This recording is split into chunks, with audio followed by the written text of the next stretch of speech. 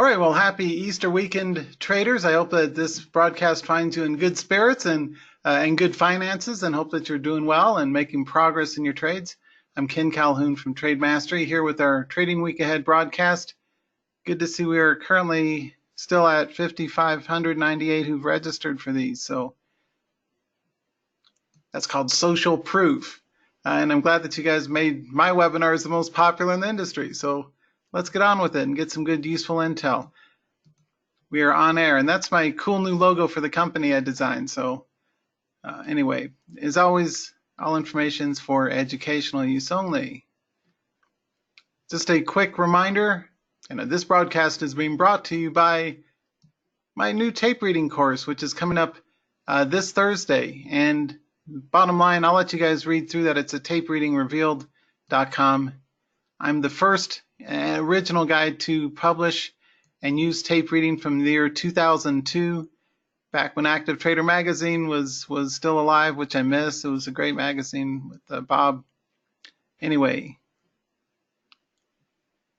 only $97, and you get 3 weeks, almost a full month access in the live room with me as well. So there's that.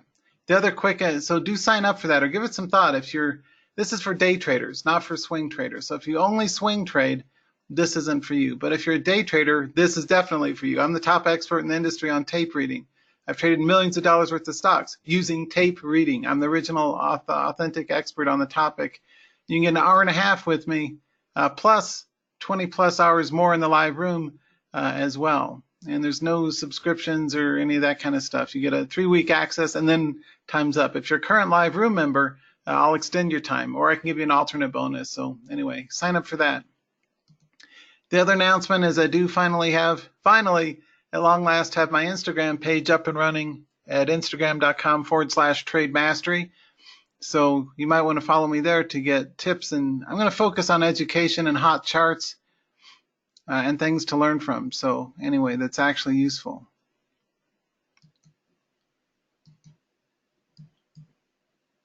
All right, well, let us be done with PowerPoint and let's get on with it. Okay, our S&P is moving up, but who can tell me the danger sign on the horizon? What's the cautionary tale that the stock market may drop next week? Who can tell me? What's the candle pattern? And I'm profoundly grateful to my colleague Steve Nissen for teaching me about candlesticks, because I use them daily in my trades and they work, so that's cool. For more, learn from Steve Nissen at candlecharts.com. He's the only person you want to learn candlesticks from, not all these copycats who read his books and then they became wannabes. No, learn from Steve. Anyway, bearish engulfing. So, technical loss of support of that, which was tagged on Thursday, did lose support. So, we'll see if we're able to take out new highs, which we might. The market's been moving up. But last time we had a bearish engulfing, always look visually. The past tends to repeat itself in many things in life, and especially in trading. And so the last time we had a bearish engulfing, we had a 1-week drop and then a resumption of trend. That's what we would expect or price project out into the next week. So we may get a drop down and then a bounce. So we do want to be cautious about new longs next week. Now, having said that, let's take a look at some great charts that are doing good that my members got access to earlier. Here's one, RDN. It's a nice uptrend continuation with a range of 17 to 23, 5-point range. We got a reversal here, but it had a good strong 45-degree angle breakout. So charts like this make sense to trade. One I was trading last week successfully was LabD. It's the first of the major inverse, and see a kind of bullish engulfing right there, right? Bullish engulfing, large volume, large candle day on Wednesday. This is the ETF that is the biotech triple leveraged ETF, and it's the first of the major ETFs to reverse back to the upside. That may portend new moves to breakouts as well. A question from Guillermo about Island was the last one, the ECNs, Instanet, Arca, and Island, ISLD. I don't know if it's still active or liquid out there, but that used to be the one that I used to execute on back when I used to direct my order flow back in 99 and 2000. Island was one of the big players, ISLD. I don't know if they're still around. I don't manually route orders. I just use smart order routing nowadays. It's close enough. Anyway, reversal to the upside. And that brings me to a quick overview of our sectors. The semiconductor sector is the strongest upward projecting sector. And for those of you who've been trading instruments, like I've traded AMD and Micron are my two favorite day trading instruments, AMD and MU. This is our Philly semiconductor sector. Really good, strong sector breakout. That's the best upward long sector. The most bearish sector is our biotech sector and pharmaceuticals. That's the NBI, the NASDAQ Biotech. Is it going to bounce? I doubt it. It might bounce. I don't know. I don't predict. I react. But anyway, you can see our VIX. So both volatility, weakness in volatility and in the biotech sector. So that's important that you drill down as a trader to look for where capital inflows or outflows are coming from the major institutional players, right? So what I like though is to capitalize on the weakness in biotech, what I like is the bounce in LabD. I was day trading this last week successfully, ka-ching, because look at the 1 year on this guy. Anytime you have a reversal on high volume above a 50 simple moving average line, that's one of the key institutional pivot points that I've taught thousands of the world's traders, including my institutional clients. So when you're looking for the first sign of a reversal, look for moves above 50, 100, 200 simple moving averages. That's kind of trading 101 stuff, but we do have large volume accompanied it. So they're starting to put their trades on. Uncertain day on Thursday, but that's because it was Thursday, yeah, before a holiday weekend. I'm going to be going long and building a position if it breaks north of 24. 20 was kind of my line in the sand to see if it broke that SMA, which it did. So this one is up sharply. The other two that I look for are the semiconductor, SOXS. I'm long this thing. I'm just in 100 shares, so I'm going to build the trade. If it keeps going up at some point, if it gets back to 5.5, 6, 6.5, 7, I'll build a trade on this side. And also in my TVIX, my favorite TVIX. I'm mostly just day trading this now because it's still headed down. But those are the three best plays for potential reversals, are TVIX, SOXS, and LabD. Okay, those are the three best reversal ETF plays. But in the meantime, as long as the market continues to run up and our semiconductor sector is so strong, we want to play it directionally on directional volatility to see if we can capitalize on continued moves. Okay, so that's the market profile. You know, we've got weakness in biotechs and strength in semis, but they may reverse course soon. So be prepared to potentially do well with those. Another good chart of the week to focus on, ENTG. Now again, these are not as good as the picks that my Swing Scans members get. These are like leftovers. These are ones that they've gotten earlier that worked out, but they're like a week stale. The current updated new and improved better charts are available exclusively for my members at www.swingscans.com, and that forwards into my Trade Mastery site, and intraday for my Trading the Open Live Room members. And it's great, I got record numbers of new folks in my live room, and Swing Scans are up at new high subscriber numbers. My year-over-year sales growth way up at 17%, year-over-year sales delta to the upside, and my expenses are way down. So that means I had a big tax bill, but that's okay. I keep track of things. Like one colleague says, he looks at taxes as kind of being rent to live in America, so, or whatever country you're in. So that makes sense. Anyway, ENTG, this was a pick that my Swing Scans members got last week.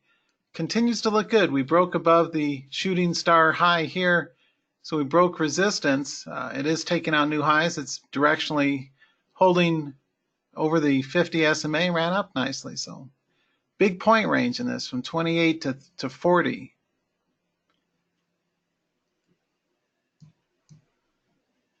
Here's another one that my members got, VRRM, or another good breakout, I should say, VRRM.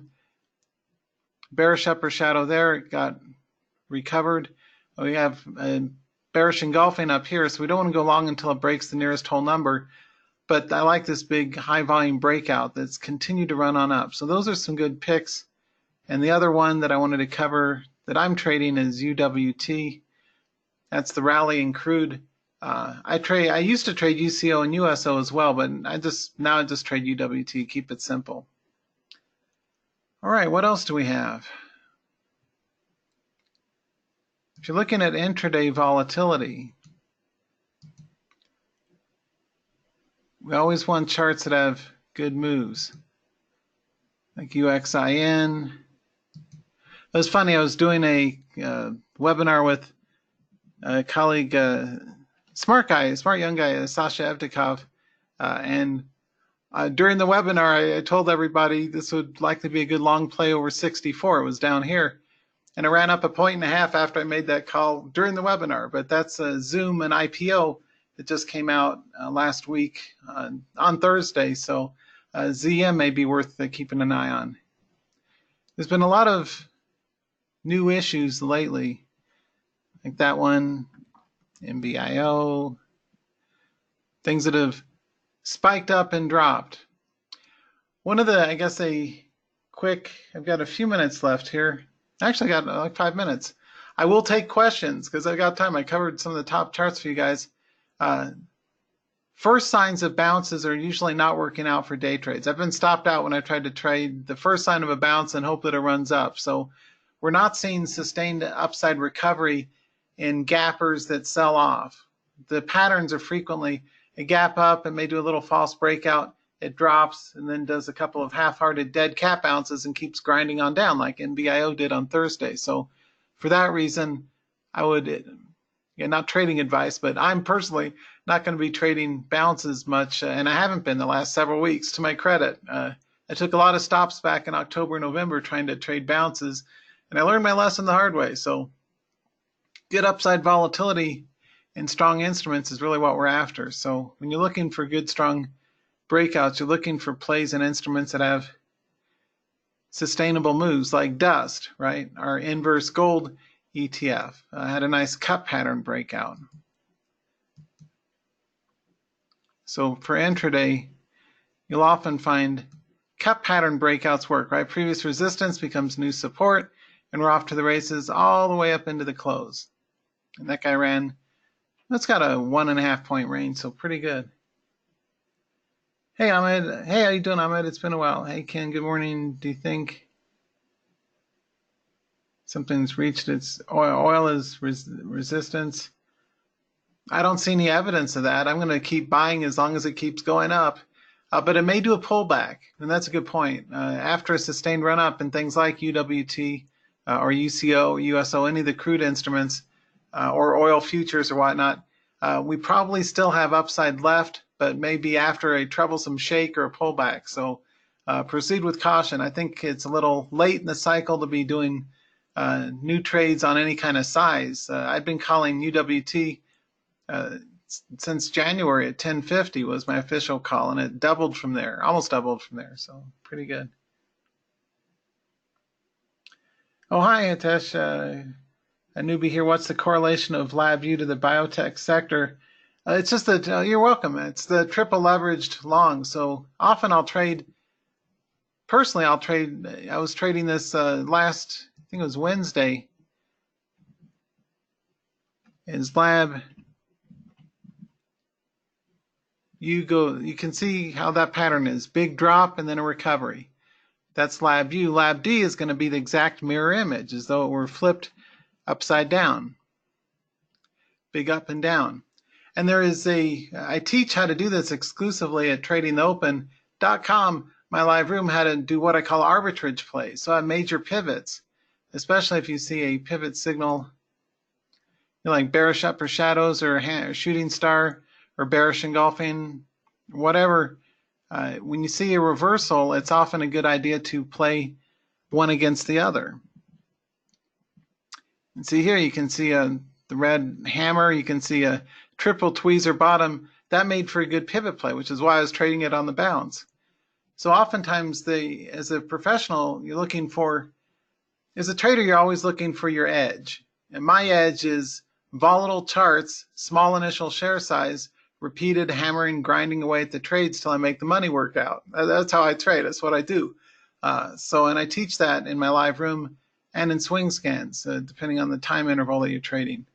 But oftentimes you'll see that these volatile instruments have spectacular trading opportunities, but you have to know when and how to look for those. And a lot of that, like reversals, I teach how to use reversals and breakouts using the tape. So when you see a time and sales window tick by, I have a custom designed time and sales window that I created myself that's a lot easier to see than the typical tiny font one with too much information on it. I like to see the time, the price, the size, and the sizes column so I can see the bid-ask imbalance. But those are the only 4 columns you need in a tape. When I'm looking for entries for pivots or breakouts, my eye is always on time and sales so I can see the imbalance. So good point. Good question. Hey, you're welcome. Hey, Guillermo, when I use order sends, I use OTO, it's for selling, for stops. It's for trailing stops. Yeah, so when I use OTO orders, let's see, I've got a slide in here somewhere. That's in my other deck. But anyway, it's a smart idea to use one triggers the other order flow.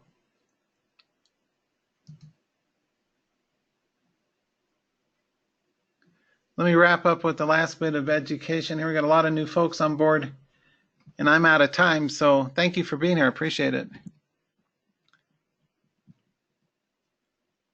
Have a trading playbook, but importantly, do some of these things to help find and fix your trading problems. You have my word, these are very valuable when you understand the nuances of how to integrate these with your approach. Tight stops, strong charts, small upsize, small initial share size. So you got small downside risk. More P&L math and less TA. You guys need to spend a lot more time, as unexciting as it is, on understanding the math behind your charts. The math is so much more important than the chart patterns. The chart patterns give you qualification, is the volatility, the trading range there. Is it an instrument that historically, yesterday or last week, has had enough range to make for a profitable entry if you put on the trade at the right place with the right risk management?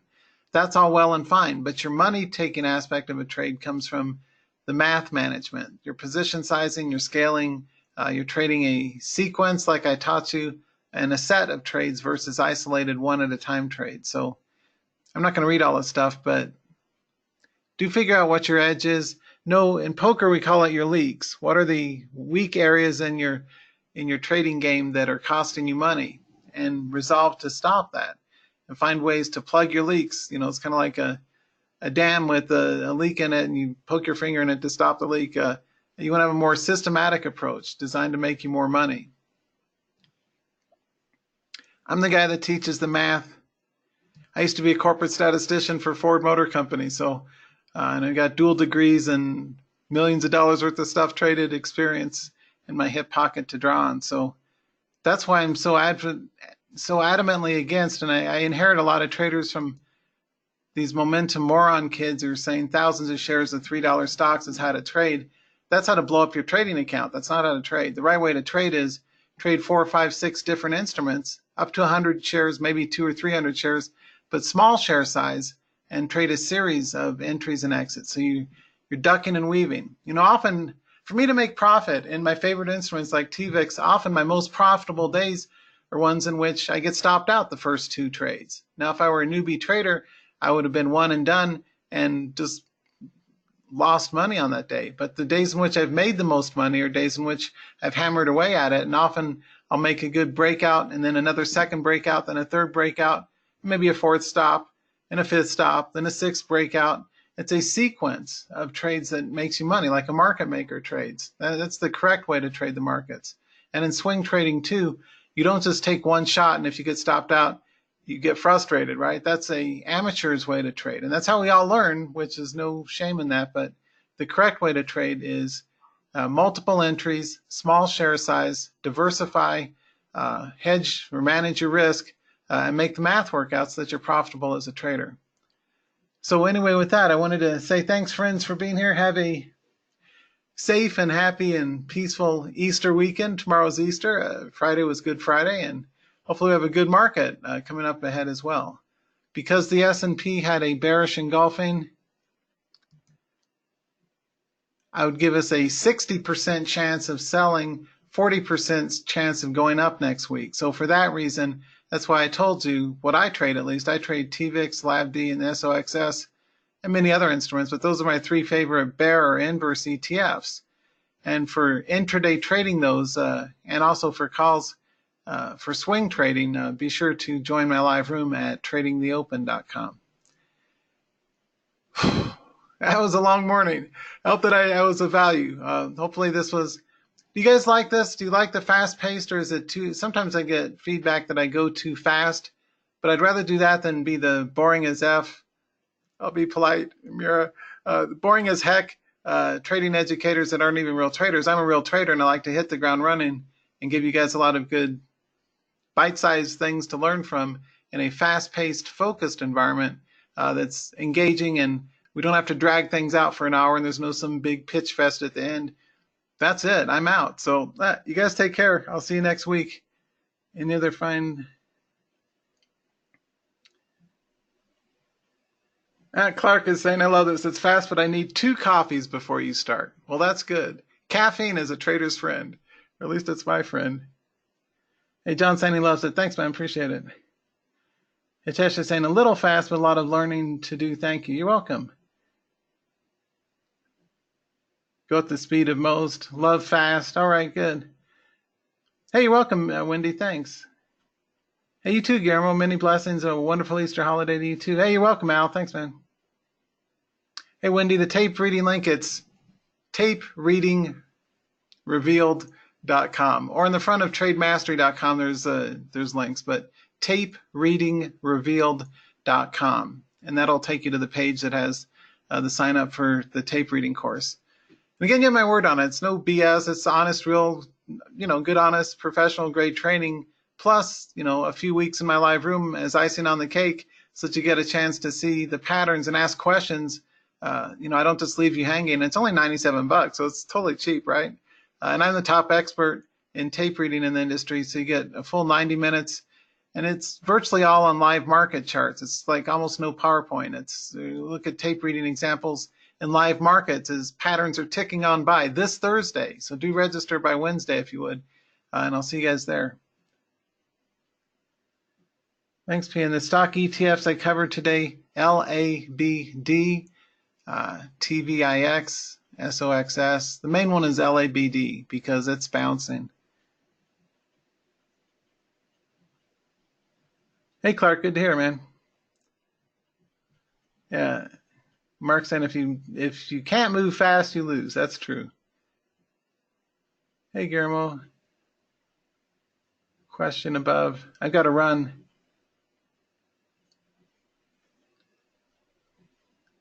I didn't see it. Hey, Frenchie, the S&P support and resistance specific levels I'm saving for swing scans now. So I talk about the markets, but the specific trigger point levels, that's for my members at Swing Scan. So, which starts in 5. So I got to run. You guys take care. You've been great. I will see you next week.